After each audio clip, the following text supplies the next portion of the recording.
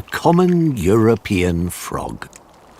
He's been hibernating in an underground stream for over 6 months. Now he's desperate to get a mate.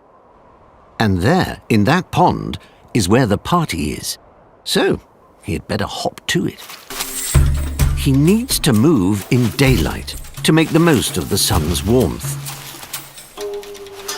But his muscles are slow to warm up. Hot-blooded in passion, cold-blooded in body. A frustrating combination. Other males have emerged. The first to the pond will have the pick of the females. But our guy has run out of steam.